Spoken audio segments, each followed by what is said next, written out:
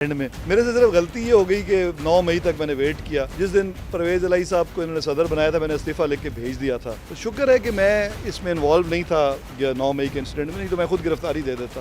Private लेके corruption सारी transfer तो हो रही थी, वो तो हो ही ना आखिरी, पहले तो मैंने कंप्यूटराइज कर दिया था, लेकिन जब दोबारा गवर्नमेंट आई, ये जो आखिरी 3 महीने थे, ये तो मुझे हो रहा उसमें सोचता था इस्तीफा दूँ और आइंदा इलेक्शन ना लड़ूँ, क्योंकि ज़ाहिर है आप मिनिस्टर हैं, जिम्मेदारी तो आपकी है। मैंने खान साहब के पास गया कि सर मैंने नहीं चलना इसके साथ ना, और फिर जब उनको सदर बना दिया, मेरे से सिर्फ गलती ये हो गई कि 9 मई तक मैंने वेट किया।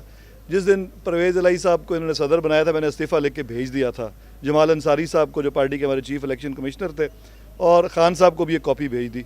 जमाल अंसारी साहब को मुझे मैसेज आया कि खान को जो कॉपी भेजी वो डिलीट करो, या उसमें से ये आखिरी जुमला डिलीट कर दो, इतराज़ात अपने रखो। तो मैंने कर दिया। मैंने कहा ठीक है सर, आपकी वो सीनियर थे, आप वो भी पार्टी छोड़ चुके हैं, तो मैंने कहा ठीक है आप ये कह रहे हैं। तो फिर आमिर कियानी साहब को पता था कि हम लोग आइंदा, मैंने टिकट भी अप्लाई नहीं किया, जो अभी सुबह के टिकट्स हुए। जब मुझे कई लोगों ने कहा जी आपने टिकट अप्लाई नहीं किया तो आप सारी रात जाग के ज़बान पाक क्या करते हैं, तो मैंने कहा यार मैं बुरे वक्त में नहीं छोड़ना चाहता। असल आप आते भी थे, खान साहब की मुलाकातें भी होती रही हैं। वक्त तक मैं चाहता था कि मैं MPA का टिकट नहीं लिया, फिर MNA का भी नहीं लूँगा, और शराफत से साइड पे हो जाऊँगा, क्योंकि जो मैंने पहले अर्ज़ किया ना कि एक आप पार्टी में आपको समझ आ रही है कि चेंज नहीं हम ला सकते इस सिस्टम में रह के, तो मुनासिब है साइड। ये 9 महीना होता तो शायद मैं अभी टिकट होते कौमी असम्बली के, तो मैंने अप्लाई नहीं करना था। मैंने असद उमर साहब को भी बताया था और आमिर कियानी साहब को भी बताया था, जो मेरे इमीडिएट बॉस थे।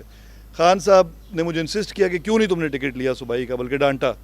तो मैंने कहा सर उनको ज़ाहिर है मैं मुँह पे ना नहीं कर सकता था, मैंने कहा सर कौमी का कर दूँगा सुबाई का बेसिकली। तो मैंने कहा जब कौमी की आएगी नौबत तो फिर कोई और बना। अभी आप क्योंकि सियासत करते रहे हैं, सारा मामला हल्के वाला बंदे को ज़्यादा इल्म होता है, पैराशूटर नहीं होता वो।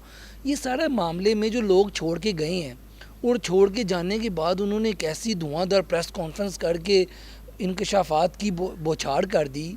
चौहान साहब, फरदौस आशिकवान या फवाद या असद, ये फवाद चलो उन्होंने प्रेस कॉन्फ्रेंस तो नहीं की, लेकिन वो जब आ गए दूसरी पार्टी में, सारा मामला ये मतलब कि वेट कर रहे थे कोई ऐसा काम हो तो हम जाके करवट बदल लें।